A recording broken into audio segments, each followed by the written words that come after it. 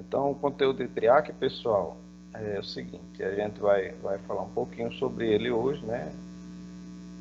Então, aqui é o seguinte, o componente, ele são dois terminais e um gatilho igual ao SCR, da mesma maneira, certo? Só que aqui eu não tenho ânodo nem cátodo, certo? Perceba que em cima é como se eu tivesse um ânodo com cátodo e embaixo eu tivesse um cátodo com ânodo, tá? Então, os terminais são chamados de MT1 e MT2. MT1 a parte inferior, MT2 a parte superior.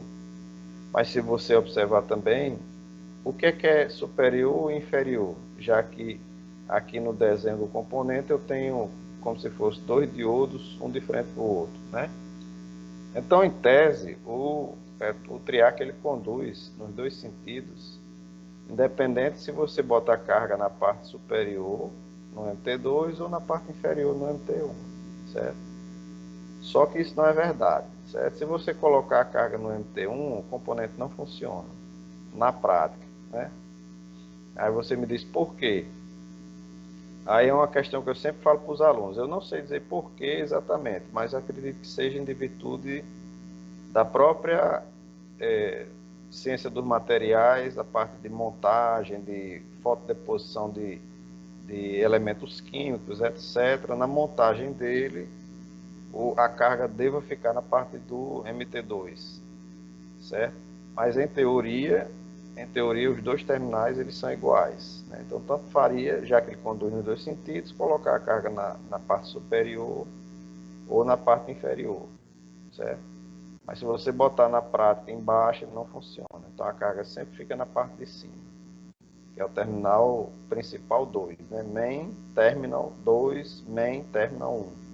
Terminal principal 1, terminal principal 2. E aqui a gente tem um gatilho, certo? Então, o triac, ele é entendido, né?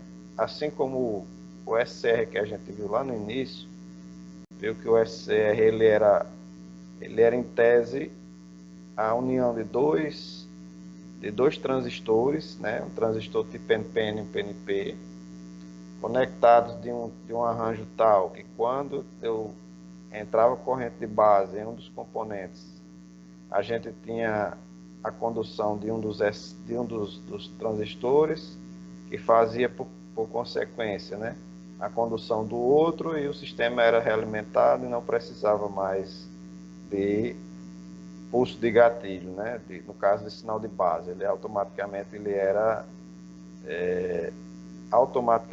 realimentado. Aqui é uma coisa que acontece de maneira semelhante. Eu tenho o gatilho é compartilhado por dois SCRs, né? Não que internamente, dentro de um triac, eu tenha esses dois camaradas. Isso aí não acontece, tá? Novamente, a parte de formação de, dos elementos internos, né? Dos terminais, dos cristais, etc. Isso aí não é de conhecimento geral, né? Mas isso aqui é uma forma só de entendimento. Eles fazem esse desenho de maneira só para que a gente entenda que internamente é como se eu tivesse dois SCR dessa forma aí, certo? Então aqui eu tenho a união de um ânodo com cátodo formando o terminal principal 2 e embaixo a união de um ânodo com outro cátodo formando o terminal principal 1, certo? E o gatilho deles são compartilhados, né? Então isso aí é uma representação para que a gente entenda como que o triac funciona. Na curva característica do componente, né, na curva característica, que é essa daí, se você prestar atenção lá na curva do SCR, na verdade aqui é uma curva do SCR duplicada. Então eu tenho aqui nessa polarização, que seria a polarização direta do SCR, certo? A curva do SCR na polarização reversa, na verdade é o terceiro quadrante, a gente vai falar de quadrantes daqui a pouco, certo? Aqui nessa posição eu tenho como se fosse um outro SCR polarizado diretamente. Então aqui seria o equivalente a um SCR1 e aqui seria o equivalente a um SCR2. Mas vocês observarem aqui, certo? Esse comportamento da curva é igual a esse aqui. Ou seja, em uma determinada configuração de tensão nos terminais, o que eu tenho é isso aqui. Os pontos notáveis são iguais aos pontos do SCR, ou seja, aqui na polarização direta, lógico, né? Então aqui eu tenho o VBO, tá? O que é o VBO? O VBO é o valor de tensão no qual, se a tensão nos terminais do componente, veja aqui, esse eixo é VMT2, MT1, tá vendo? MT1 e MT2. Ou seja, essa tensãozinha aqui desse eixo é a tensão entre os terminais do componente, certo? É a tensão entre esses dois camaradas aqui. Se essa tensão ultrapassar um ponto patamar que chama VBO, o elemento passa a conduzir, o componente passa a conduzir sem a necessidade de gatilho. Eu só consigo gatilhar o componente para valor de tensão abaixo de VBO. Isso aqui também acontece no caso do SCR, mesma coisa, certo?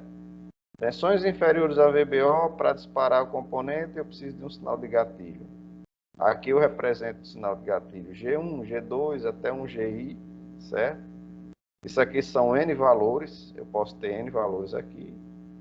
No momento que eu gatilhar, então se eu gatilhar nesse ponto aqui, o que é que vai acontecer? Gatilhei, a tensão no componente vai cair, por quê? Porque aqui é como se fosse uma chave aberta. Se eu tenho uma chave aberta, eu estou aplicando tensão nos terminais da chave, a tensão sobe junto com a tensão da fonte que eu estou enviando para jogar a tensão para aquela chave. Mas se a chave está fechada, quanto é o valor da tensão nos terminais da chave? É zero, né? Porque não tem resistência, a chave em tese. Aqui, veja que quando ele está gatilhado, ou seja, a chave que corresponde está fechada, a tensão não vai a zero. Por quê? Por conta da resistência interna aqui, certo? Aqui é a resistência interna.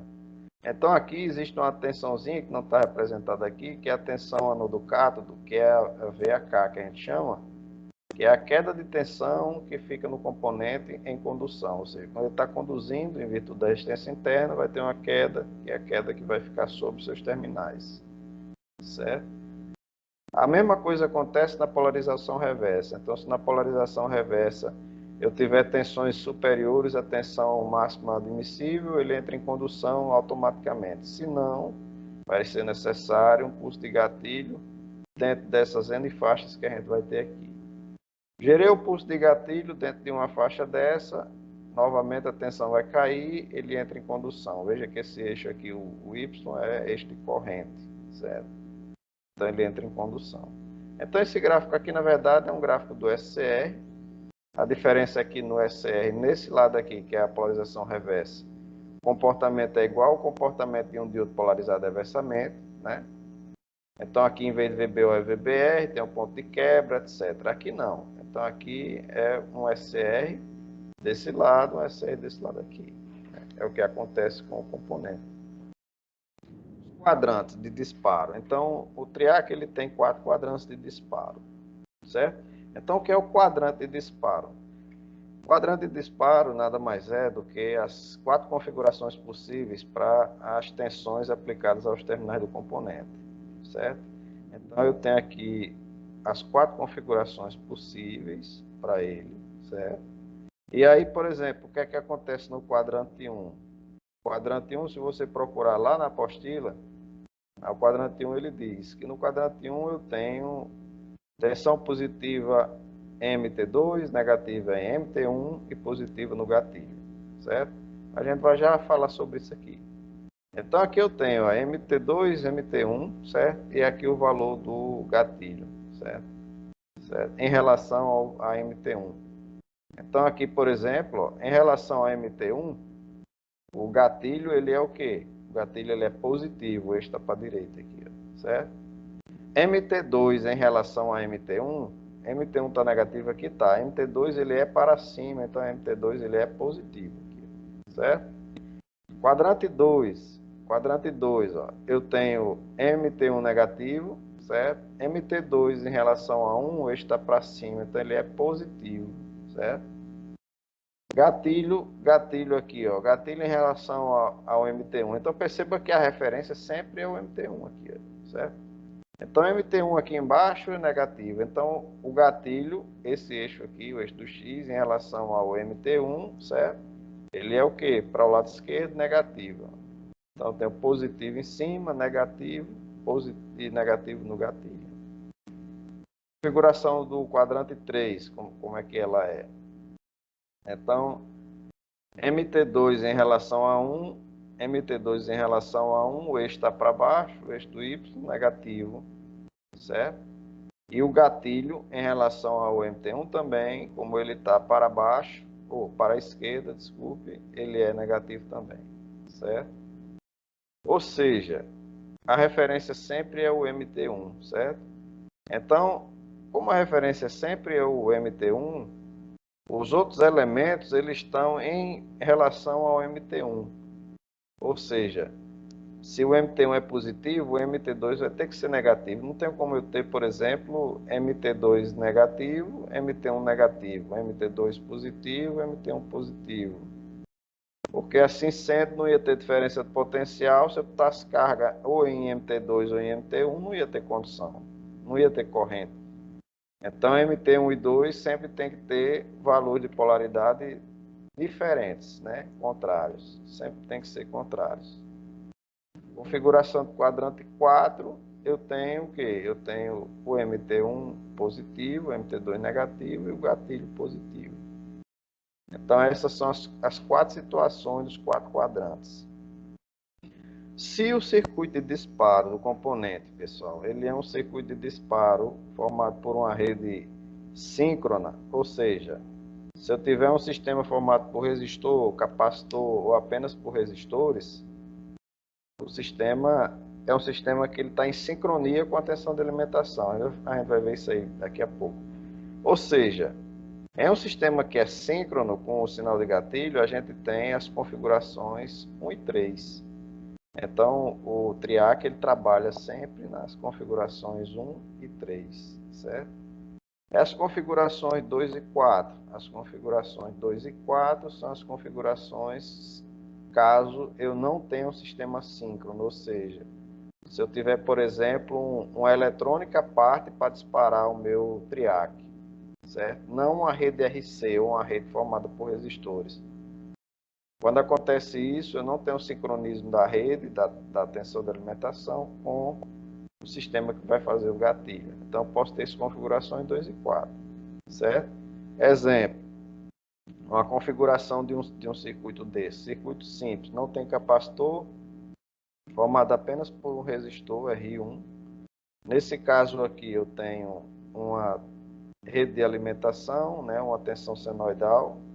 Um sistema desse é um sistema sincronizado, ou seja, sempre que eu tiver polarização semiciclo positivo, polarização positiva em cima, negativa embaixo na rede, sempre que acontecer isso, lógico, como o componente e o sistema de disparo aqui está conectado à rede, então eu vou ter inevitavelmente positivo no MT2 e positivo no gatilho, certo? Sempre vai acontecer isso, em virtude de eu ter um sincronismo da alimentação com o elemento que vai fazer o disparo, que é esse ramo aqui, certo?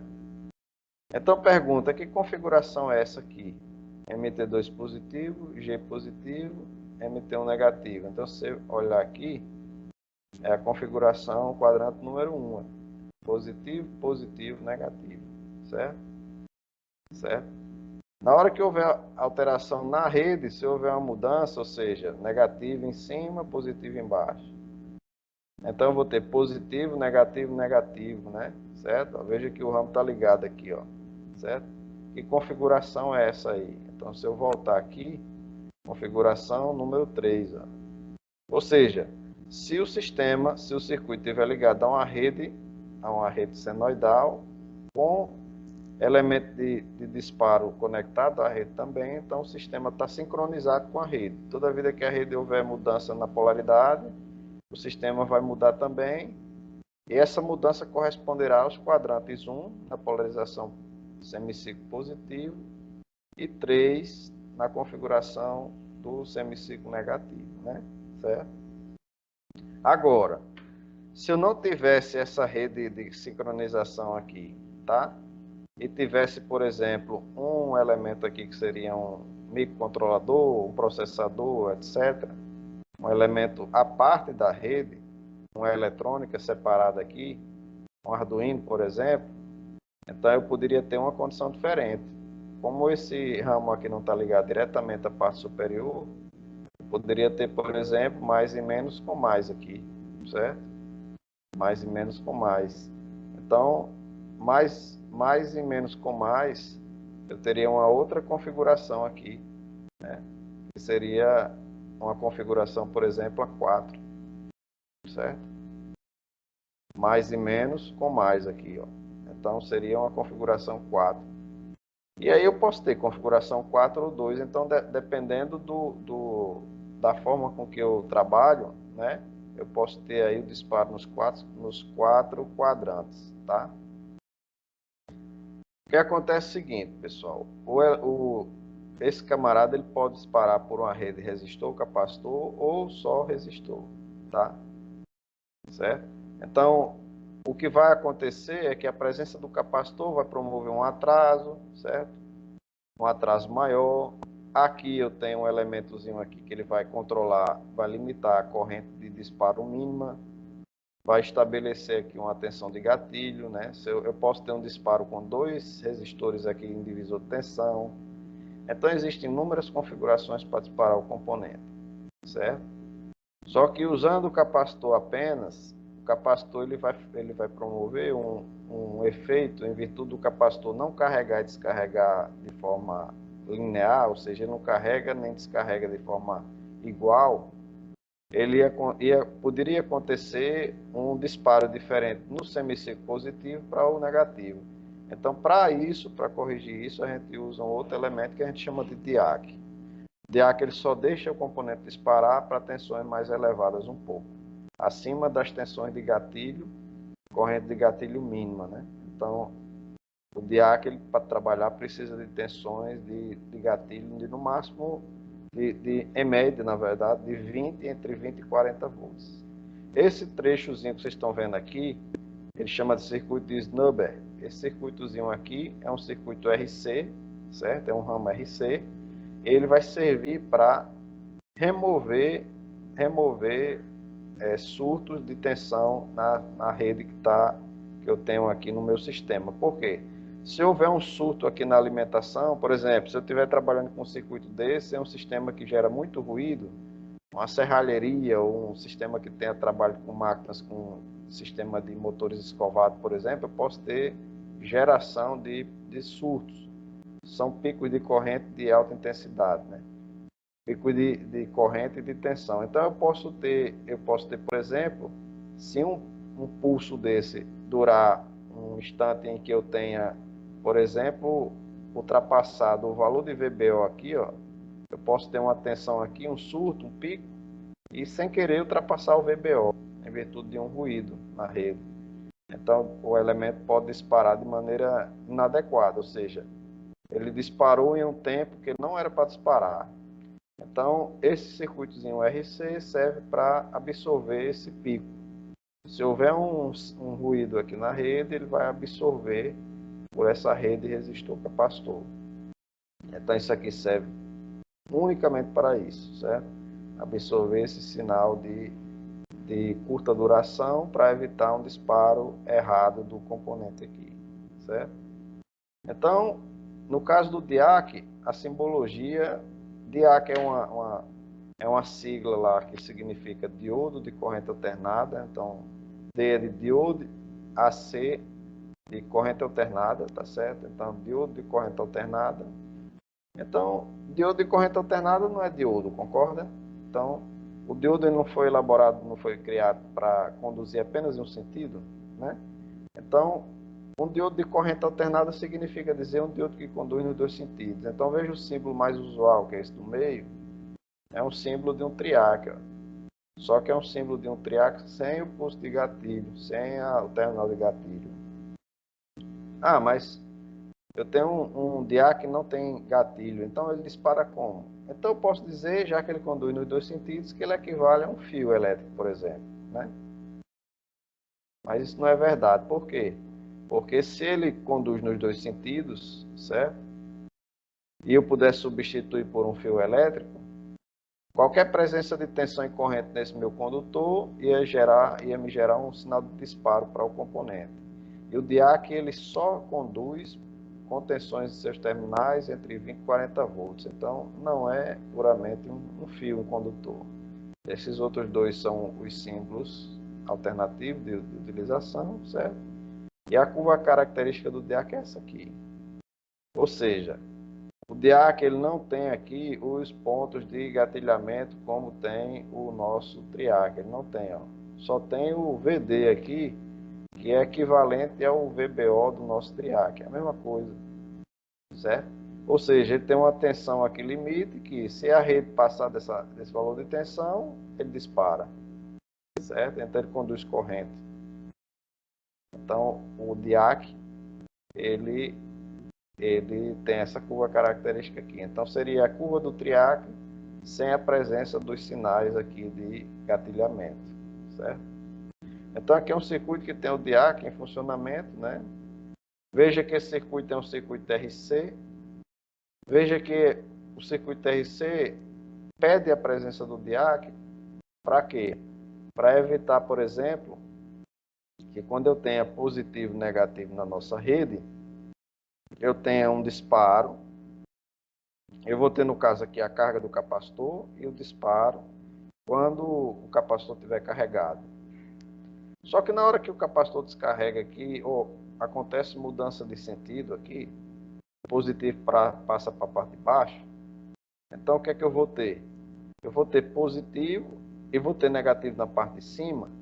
Então o capacitor iria carregar, veja que o capacitor aqui, o C1, ele não tem polaridade, ou seja, ele carrega tanto nesse sentido aqui, positivo, negativo, como o contrário, certo? Só que a carga com a polarização reversa no capacitor, ela não tem o mesmo tempo da polarização direta, ou seja, o tempo de carga não é igual, ele é diferente nas duas polaridades. Então significaria dizer que se eu não tivesse esse elemento aqui e botasse o gatilho direto, na hora que o capacitor atingisse as tensões de gatilho, independente do tempo que isso ia levar, ele ia disparar o DIAC de forma desigual. Então, o DIAC ele faz o quê? Como ele dá um freio aqui e diz, não, eu só vou conduzir se esse DIAC for para 20 volts, por exemplo, na hora que houver diferença daqui para cá de 20 volts. Então, independente do valor aqui do capacitor, quem vai definir aqui esse tempo de disparo aí vai ser o DIAC. Atingiu 40, ele vai lá e dispara. Então, nesse sentido aqui, o DIAC ele vai evitar que aconteça essas diferenças aí de tempo, né? Ok? Ficou claro? Então, um abraço a todos e até o próximo vídeo.